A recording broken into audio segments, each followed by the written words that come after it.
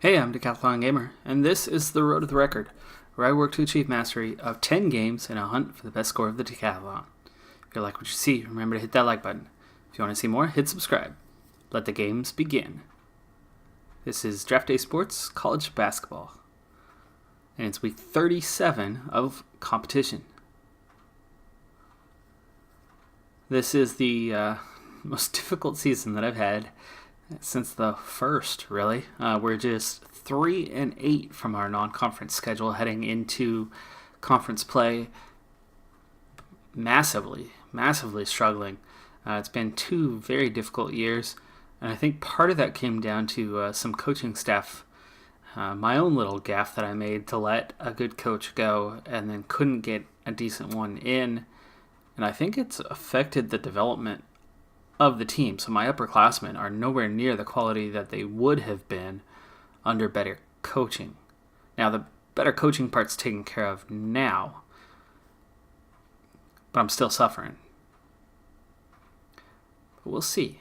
We're only in Conference O, and I can see that I'm still bringing in better quality players than everyone else. Here's a quick update on where we're at on the incoming recruiting class as of right now, January 1st.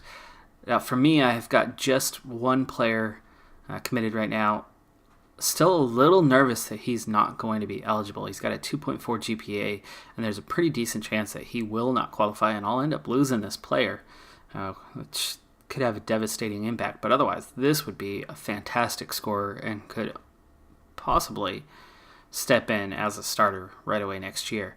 Number 32 in the country. But comparing to everyone else in my conference, we can still see a lot of recruits outside of the top 1,000, and then a lot into the back side, 500 of 1,000. So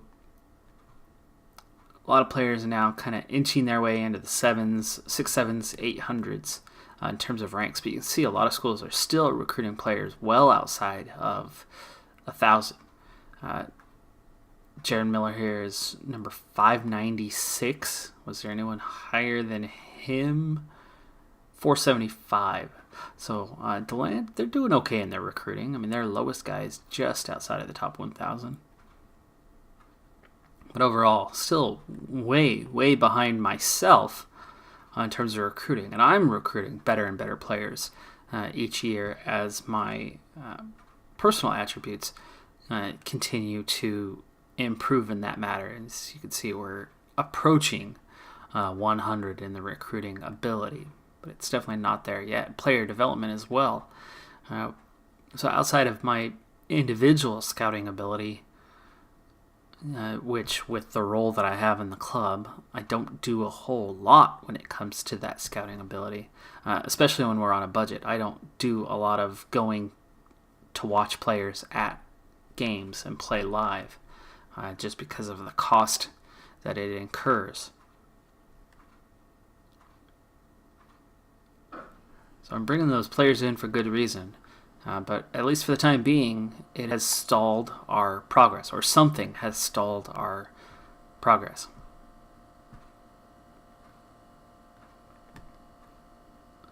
So let's go ahead and get to things. Our first game is up at Sam Houston State. They're about a 500 team, and because we're on the road, our seasonal woes could continue, and they most certainly do. We dropped 3-9, losing our conference opener. Next up is Macon, and they too are 3-9 like we are, but we're on the road. So you almost have to favor them. At some point, I figure my team's got to start breaking out a little bit and acquiring some wins. Otherwise, we face the real possibility of having a relegation battle on our hands this year.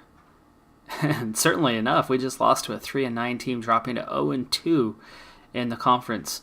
Next up is Lewisburg at home, who are just 4-9. That's got to be our first win of the season in conference. Otherwise, we'll most certainly be facing relegation this year if we can't beat them at home. That being the key. You have new mail. You have new mail.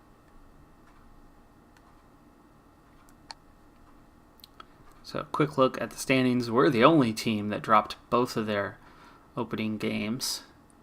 And yes, us and San Diego are equal for the worst records.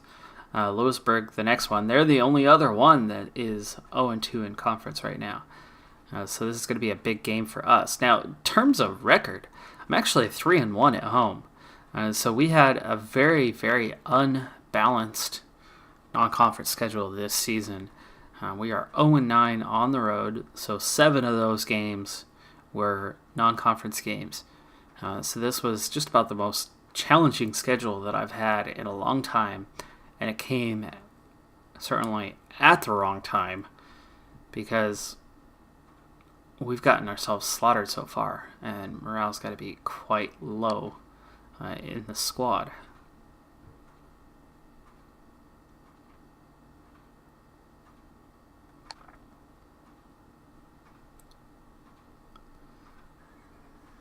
Right now, let's see, I should probably look at something else. Why don't we go to stats? See how the team's doing so far. So Tahid's leading in the minutes per game. David Wise has been our top scorer, at least in terms of field goals. He's also got a very good field goal percentage.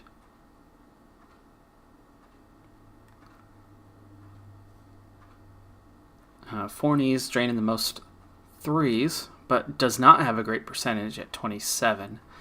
It's not that bad, though.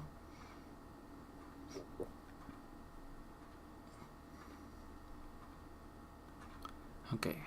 Floyd's grabbing some rebounds along with Tahid. Tahid is definitely the best on defensive rebounds and overall just ahead of Floyd. So those two are balancing out pretty well. Wise not bringing in what he should be, just 4.7, considering he's playing just about 25 minutes a game. Gaines leading the assist department. No one is excelling in steals, but with 5 players at near 1 per game, almost 6 players at 1 per game, that's quite a few turnovers that we are forcing. Same in the blocks department. No big numbers. No one's really jumping out, and that could be one area that I'm hurting because I've had a lot of strong blockers in recent years, and definitely not this year. Gaines turning the ball over a bit too much, but when he's the main ball handler, 27 minutes a game, giving it up 3 times, does leave a bit to be desired, but it's only 1 every 9 minutes for the guy with the ball in their hands most of the time.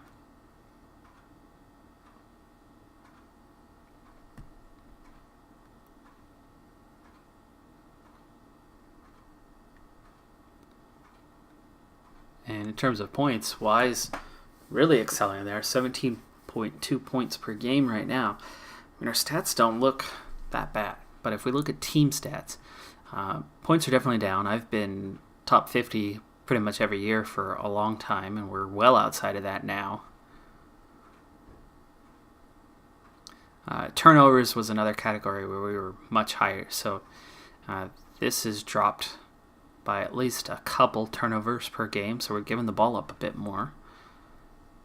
And in terms of defense, here's where we're really struggling. 333, we're almost the worst defense in the nation, which is really sad because I recruit strong defenders as one of my basic things that I go after for most recruits.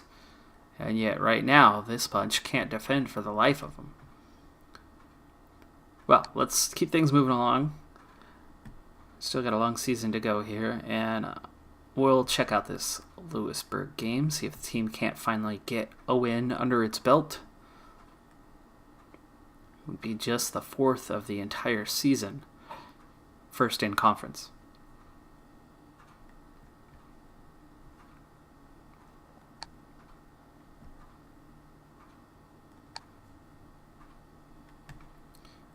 Definitely going with speed 10. There's not much to see in a game of 2 massively failing teams.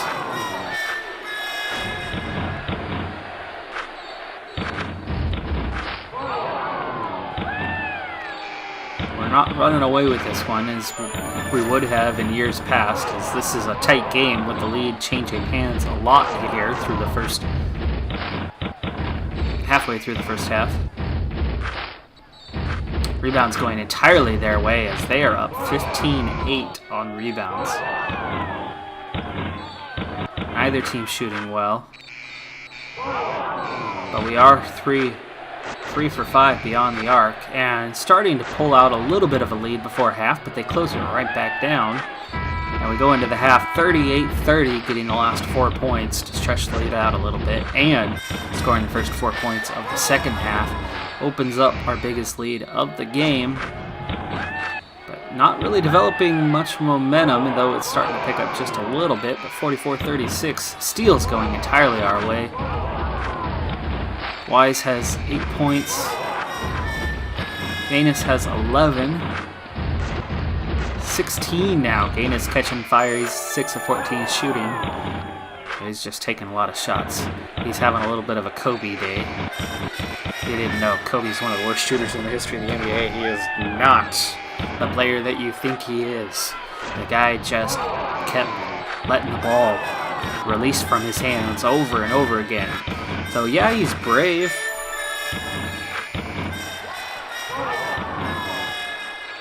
But he got the points he did because he wanted to take every shot. Alright, well, that does it. 70-54 is the final. Gaines finishes with 16. Forney has 11.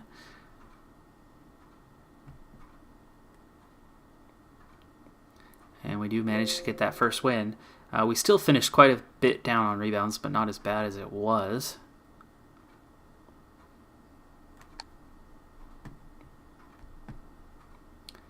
Quick look at our recruits before we get out of the week. Make sure it's still just an evaluation period. I don't have any evaluation to go off of right now.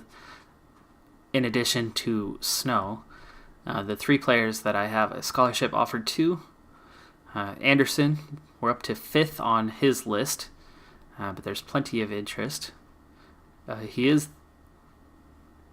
one of the best. It says he's a C, but comparing him to the other power forward, Parquet, even though it says he's a B, a lot of things are going Anderson's way.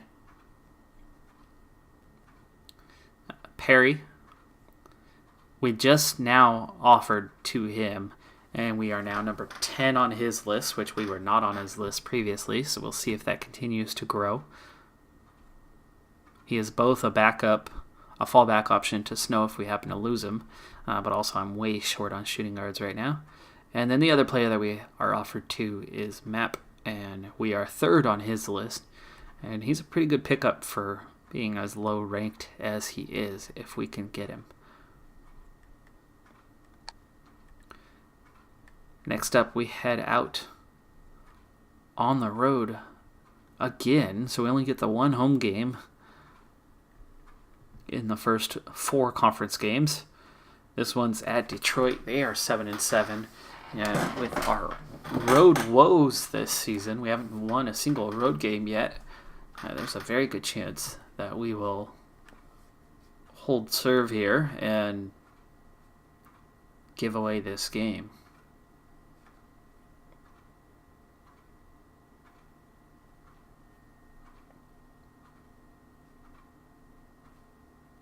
And we certainly do. We dropped that one. You would think we'd have a ton of home games left to go, but the non-conference and conference schedules do not balance out amongst each other. The conference schedule does, so we should have about as many home games as we do road games by the end of the season. That hopefully will make the conference schedule look a lot nicer than the non-conference. At 3-8, we should be better off than that. At this point, we've been near perfect at home, but we are still winless on the road this season. Our record's not quite as bad as it would seem at this point, but it's pretty awful.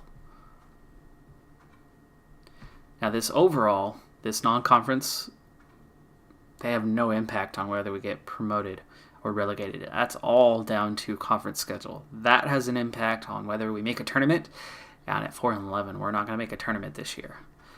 At this point, it's all about survival and staying above the bottom 4. At 1-3, I'm not going to be above the bottom 4 right now, but this is going to be a great opportunity for us with San Diego at home to pick up a win, and hopefully after that we'll have a few home games actually coming up here in the near future.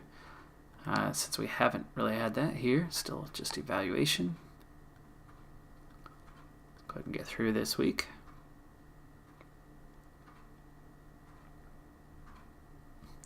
RPI is 339, so we are right at the bottom. We do get the win there versus San Diego. This is going to be another tougher game. Road again. So this will be our 4th conference road game after just 2 home games so far. And at Norfolk State, at 8-8, normally I'd give us a decent chance to pull off a win here. But as bad as we are with 5-11 overall and 0 road wins this season, odds are not looking good. Oh, but we do. There's our first road win of the year. We draw level to 3-3. So if we can win all or most of our home games and steal a couple road games, we should at least be mid-table for the season, which will at least give us the safety we need, and then just hope for next year.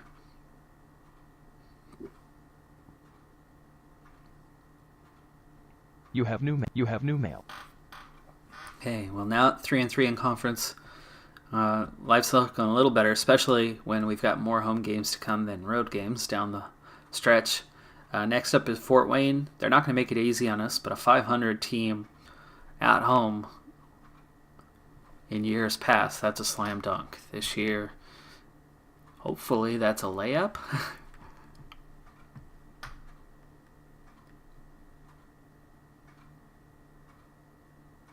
If not, you got to say it's a free throw. And yeah, I don't like our odds when it comes down to just a free throw, especially at college level. You don't have your Steph Currys who are going to drop like 90-something% of those. Okay, double check here. Still evaluation. Numbers already starting to look a lot better just in these last few games. So getting into this conference schedule is really helping. We've still only had 2 home games here. It's ridiculous. Let's look at the schedule. Are we going to get that balance? Yes. Look at that. 4 of our final 6 games are at home. And we're balanced at 2-2 over the next 4. So down the stretch, we're going to get some help. Finally. But it's not all about home and away. It's also about who you play.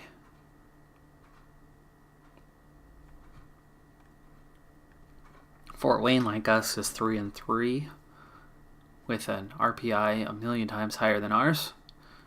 Yeah, 100. Illinois, Chicago, that's a possible road win. There's a tough one. Alcorn State, 5-1 in conference, 12-5 overall.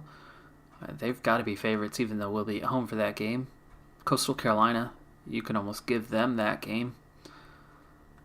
Delaware at home, not easy, but definitely winnable. Stony Brook, again, winnable. Arkansas State, that's a road game that you can maybe win. Sam Houston's definitely winnable.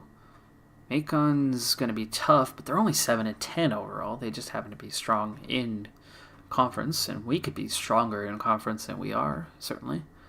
And Lewisburg on the road at the end. So, yeah, looking at the schedule, there's only a couple of games where I think we're definitely going to get beat. Beyond that, we can win a lot of these down the stretch. So, the season can go better than it is. So, let's get to it and see what's going to happen here. Fort Wayne, not the easiest home game here. Maybe the second toughest the rest of the season. but we get it. We got the win. 7-11 overall.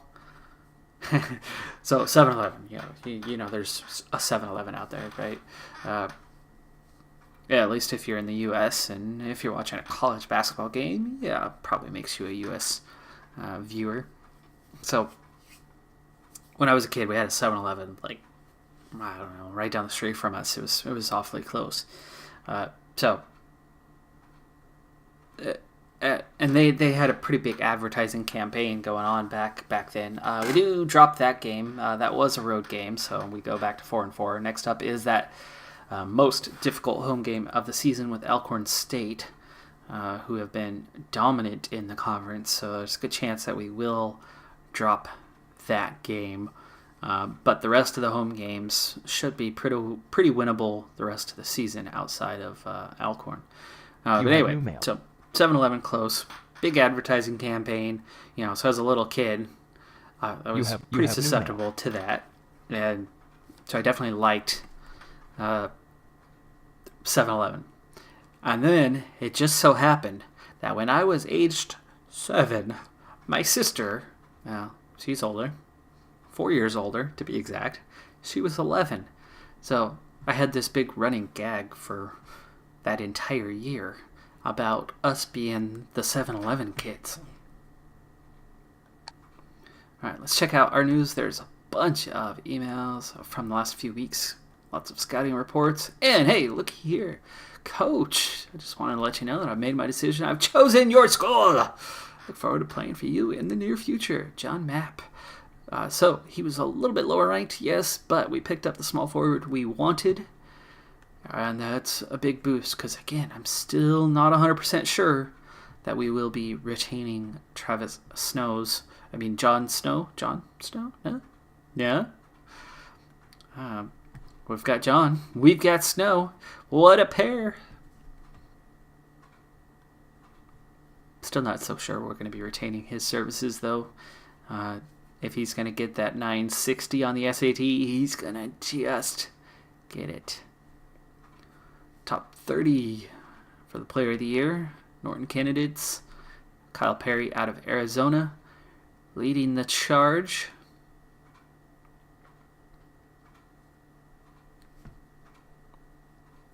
Right now in the standings, the Terps are on top. The Huskies are second. And the Sooners are third with Arizona fourth. Notre Dame is fifth. My Ducks are down at 14. Yes, I went to school there. You've probably heard me say that if you've been watching this series. Probably said that just about every episode, haven't I? Alright, let's see how we're doing for recruiting. Evaluation still ongoing. And, oh, yes. SATs! SAT scores are out. Snow. Well done, sir. You're smarter than your GPA suggests. 990? That's enough. Qualifies. So, the number 32 ranked player in the nation is coming to our school next year. We are retaining his services. He's not going anywhere. Got about 7,000 left to play. Just 2 scholarships left out there. Now, let me see. Is there anybody who does not? No, everybody's qualified. And see, Map. Okay. 2.7. He got a 990. See why I was sweating bullets there, right? Alright, so how are we looking? Anderson, still number 5. New guy, Perry, climbs another spot, so he's up to number 9 now. So he's making his way up in terms of interest. And I'm not as worried about Perry now because Snow is secured. So we're going to get our Jon Snow combo next year. Winter is coming. Oh, yes, it is. Well, for me, winter has arrived. It's cold. All right, next up, Alcorn State. Let's go ahead and watch. Yeah, we'll watch this game. We're not going to have any postseason play this year. We're just 4-4. This is that game to see, do we get spanked or can we at least be competitive against... Well, okay, before we take a look, let's see exactly where they are. First place. So 7-1 in conference, 14-5 overall. This is where I normally would be. They've won 6 straight. They are undefeated at home, but they're not at home. They are on the road. You can see what I was talking about when it came to schedule. Oh, see, at the moment I'm right in the middle. 6-1 at home, 1-11 on the road. But again, I've played 7-12 home versus away. They've played 11-8. Just unlucky. That's how it goes sometimes. But again, that just means we're not as bad as we look. We might have a chance in this game, even though they are first in the league and we're only middle of the table. They've got to be coming into this game saying, "Oh yeah, we can win this one." But I'm looking at this game going, "Okay, there's a chance, maybe 40%." They've got to be favorites, but we might be able to, All right, here we go. Game underway. We get a quick start, up 8-2, 10-2. Great run to start the game. That's really got to help down the stretch. They still haven't gotten another bucket as they get 1 point from the free throw line. It's 16-3 before they finally drain a three-pointer and they get back-to-back. But 10-point lead through the first 8 minutes of the game is a fantastic start for us. Rick Tahid has 6 points already, 8 points now on 3 of 4 shooting. He's got a hot start. He's already got 3 rebounds as well. Paul Floyd already has 6 boards out there dominating David Wise 13 early in this game. Now they are closing the gap, but at 37-27, that is about as good of a start as we could hope for. We're +6 on rebounds right now. We're shooting 53% from the field, fluctuating. We're not doing very well from the charity stripe. They're doing a bit better, but not a massive difference. 0 for 6 beyond the arc at the half, but we've got the lead. So if we can shoot a little bit better, 0 for 7 now. Uh-oh, here they come. They went into halftime, and there we go. Finally burned a timeout. We're at 60-60 at that point. Come out of the timeout. 5 quick points. That helped. We got the lead back. There's another. There's 3 threes now, so we're finally doing a little something there, and it was 60-60. So we're on a 15-0 run, and since that timeout, 16-0 run now. 18-0, and I think we're going to win this game. 20-0 run after that timeout. Look at that. They finally score. We had all the momentum there as we scored 20 straight points, and we should cruise to the end of this game. I'll use that timeout. We'll slow things down for the final minute, and it's 89-70, and sure enough, the scoring slowed down right there at the end. Lots of double-digit scores. David Wise, 24 points, 10 of 14 shooting. Floyd had 13 boards in this game, and 13, so he got a double-double there. What a performance. So it took a monster game. We were +13 on rebounds. We ended up shooting right about 50% for the game, holding them to just above 40.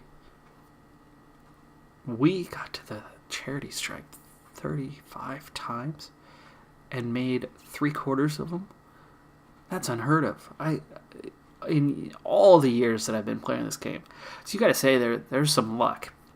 I don't know if somebody paid off the refs or what. I don't know.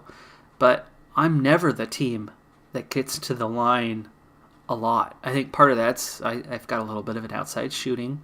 But yeah, maybe there's the big difference right there. They attempted 33.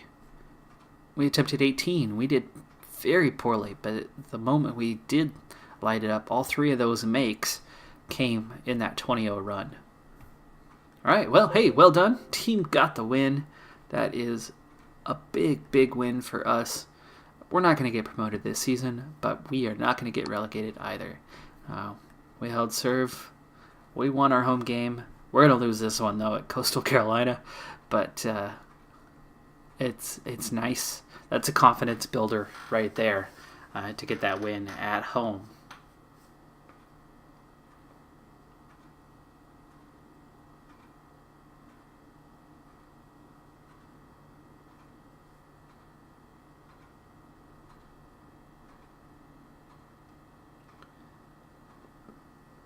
Apparently that was our single game. No. It's the end of the month. We head to February.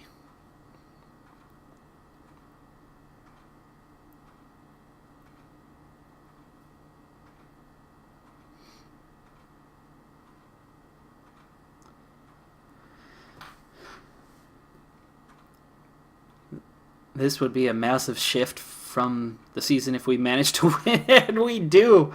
So we get the momentum from that huge home win and carry it into that next game against Coastal Carolina and have the massive upset. Just our second road win of the season comes at just about the second best team we've played in conference all season long, which came after beating the best team in the conference. So we've got ourselves a little streak going here. 6-4 now. I think we've won, 3 straight now? We've got a little momentum going into the late part of the season and a lot of home games. I think we've reached that point in the schedule where the last 6 games here, 4 of them are at home. So we can still have 10 or maybe 11 wins in conference this year. After this awful season, I mean, we're still nowhere near 500. Drawn a little bit closer, but things have definitely changed here in conference. We've cracked the top 100 now. Turnovers is about to crack the top 100. The defense has climbed out of the cellar and gotten to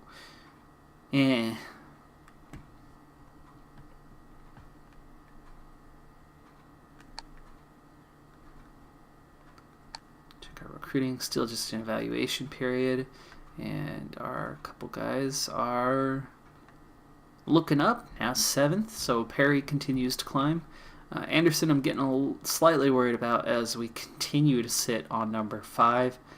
I would definitely look at Parquet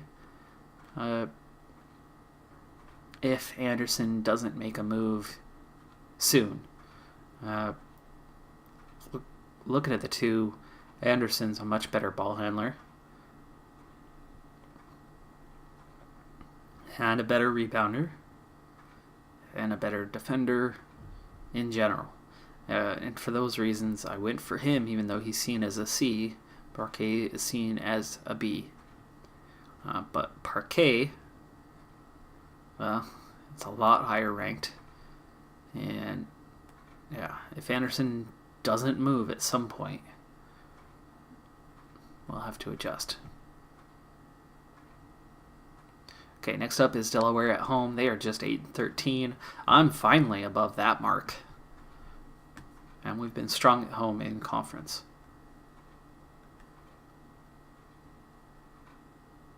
So for the first time all season, I'm finally going, okay, yeah, we got this one. And we do. 7-4. Stony Brook is next.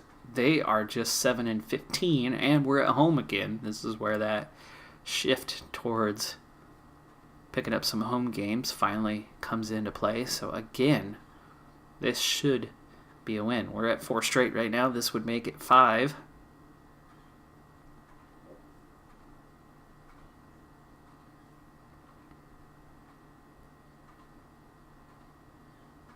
And we get it. We've nearly drawn to 500 on the year. Next up is a road game. However, it's at a struggling Arkansas State, who is just 5-18. If there's ever a road game that can be won, it's that. But our road record is pretty pitiful. Just 2 wins on the road this season. But with you have new mail. 5-game win streak going? 50-50. We might be at about 50-50. Semi-finalists, no change at the top.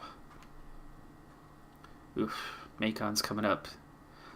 They've been right about the top. Where are we now compared to everyone else?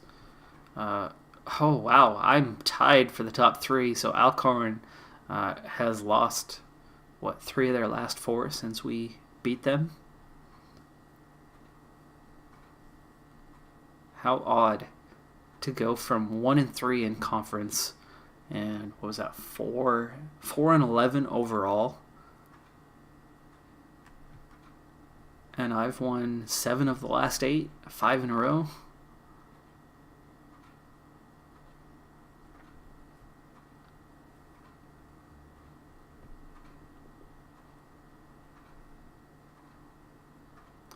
None of us are good on the road.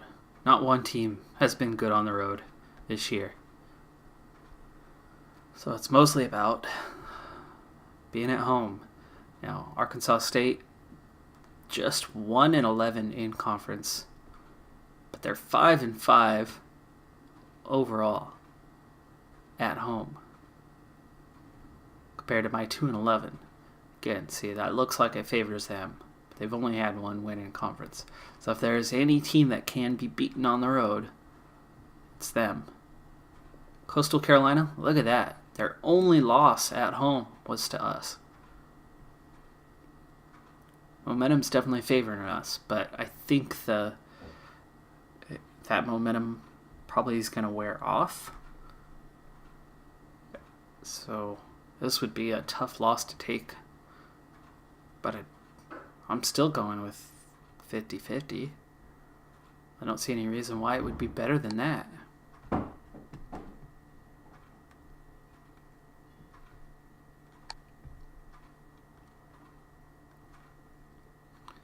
If we can get this one, even if we lose that other one, I think we're still in a good place to maybe finish the season 11-5 in conference, and that might be enough. That might be enough for a top 3. Okay, we do get that win, 9-4. It was a road game. Okay, so next up, Sam Houston State. It's the game after that we're going to have Macon. Home game. I think we've got at least a 70% chance of winning this one. Strong home record on a 6-game win streak. 10-4. Oh, Macon's at home. It's not a road game. And they're only 11-14. They're not as good as I thought. That's winnable.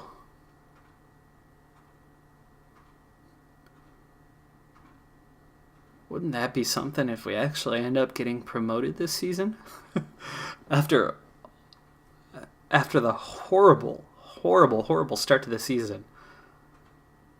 To earn promotion this year would just wow. Okay, bracket breaker Sunday. We're not a participant this year. At 13-12, I don't see why we would be.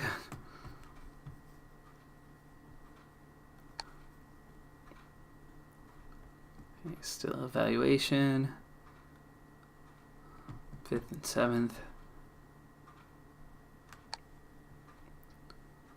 Checking in, just a couple to play. We're on top with Alcorn State now, but there are 3 games just a game behind us. Remember, 3 teams get automatic promotion. A 4th team will be promoted based on winning the conference tournament. So it's still too tight right now to call. If we win both games, obviously we're in. We got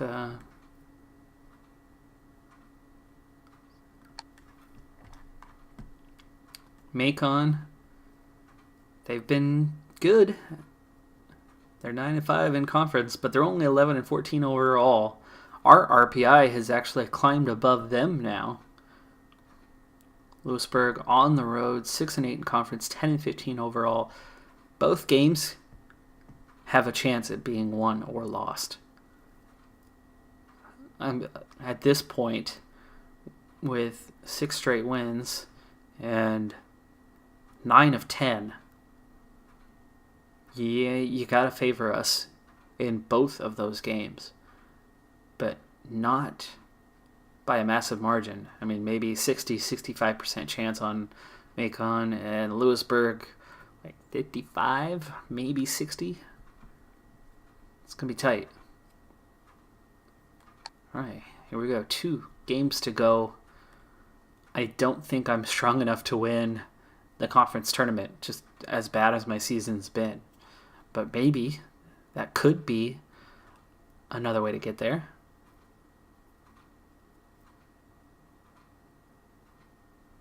I don't have time to watch the game. No time. We'll have to sim it. We're right at the edge of our time for the episode, and we still don't know. We've got a conference tournament to play. That tiny chance that we could be going further than that. And there's a loss. That was at home. Told you, there was... kind of had that feeling that the streak was going to come to an end, and it certainly did. And that was the home game that we lost. Dropped to 10-5 against Macon. That also put them to 10-5. So there's at least 3 teams now in that upper edge. We need to win this game at Lewisburg. Yeah, like I said, I'd just barely give us a 55%. 10-6. There you go. Both losses. We drop down. That's going to certainly put us out of the top 3 now. And also put us back to below 500 on the season at 13-14 overall. Rough year. Got real hot.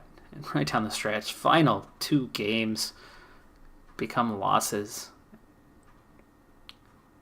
There's no way we're still in the top 3. I think 11-5 would have been enough. You have new mail.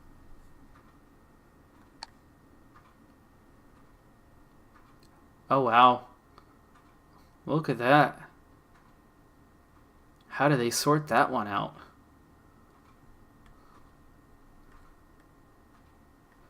This... oh, it's not alphabetical. But there never seems to be any consistency to what this means versus who's on top. Alcorn's getting promoted. They won the conference. That's clear.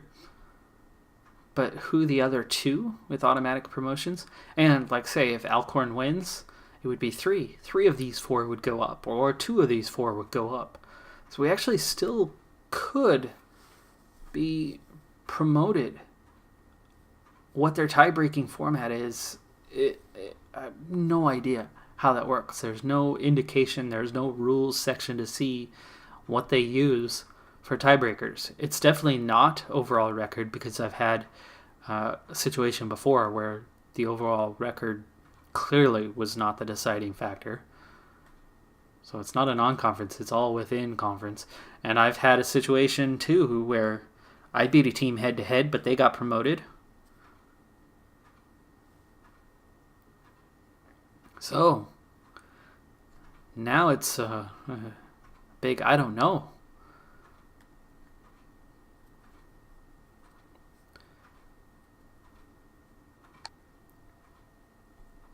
It looks like we're going to get Lewisburg here coming up next.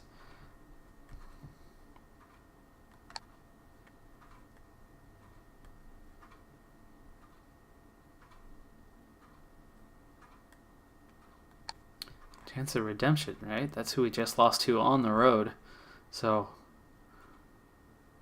both games were close. But both games losses.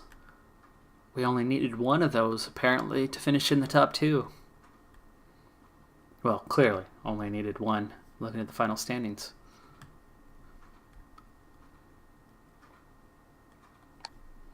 Alright, well, it's conference tourney time.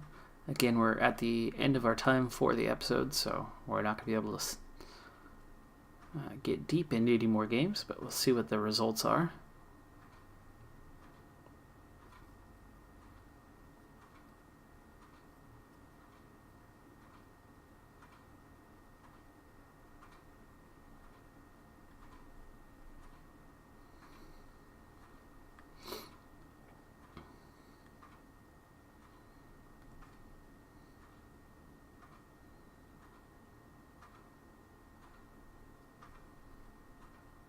You have new mail.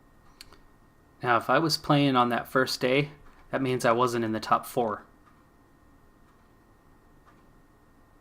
Which means they had me in 5th place. But that shouldn't have been first place, because Lewisburg wasn't at the bottom, right? Oh, surely they are.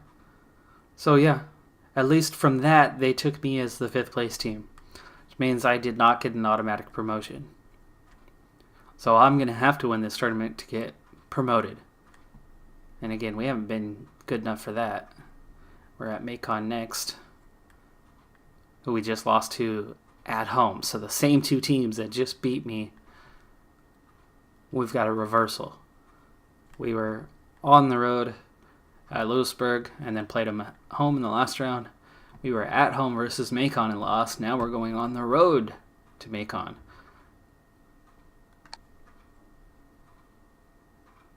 Of course, this should be a neutral site. Get a lot more road wins in the tournament than you do. You have new mail. And we got the win, so there you go. We reversed. But now we've got to take on Alcorn State. We beat them once earlier. Coastal Carolina's still in it, so the 2 big surprises.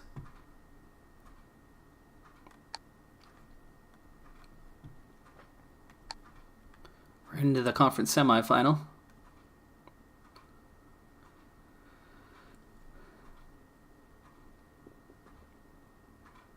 And we're out. Alcorn got the win. So no promotion this year. I'm actually amazed at how close we were able to get in the end. So we crushed Lewisburg in the rematch. Macon, we beat them comfortably by 14. And Alcorn State was just a 3-point loss. Yeah, see, here it just says versus. So it doesn't matter. This is neutral. So on that neutral territory, Alcorn State better than us by just 3 points. That was their 20th win on the season. We finish at 15-15 with that, so we at least finish at 500 for the year. 10-6 in conference. 12-7 if you count the tournament.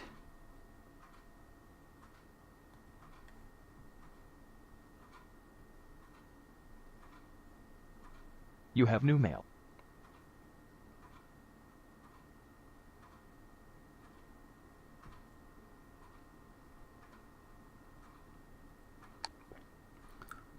Alcorn, as they should have, won the tournament. That does mean that the 4th team getting promoted does come outside of the automatic top 3. And look at that, reevaluation. Now it's showing me in the top 3. So am I promoted or not? No idea. It showed us 5th. Now it shows us 3rd. Does the tournament have anything to do with that? Are we going to be moving up to Conference N next season, or are we staying in Conference O? Your guess is as good as mine.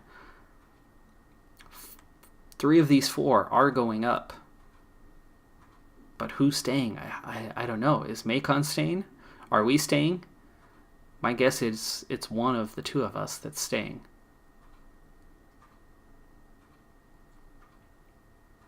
You look at this, I think it has something to do with how far you got into the tournament. Like, DeLand was in the final. We were in the semi. We knocked Macon off earlier in the tournament. So does that readjust it? Is that the tie break? I wish I knew. Well, I am out of time. We're not going to get a chance to see who the NCAA winner is this year, as it takes a little while to get through that. But heading into the tournament, number 1 ranked team in the country is still Maryland, with UConn, Oklahoma, Notre Dame, Florida State, and Arizona being the top 6.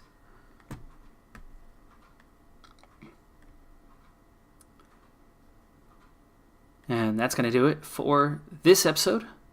I'm Decathlon Gamer, and remember, I'm aiming for the best of the best. So if you're ready to join me on my journey, hit subscribe, and tune in next time on my road to the record. Bye for now.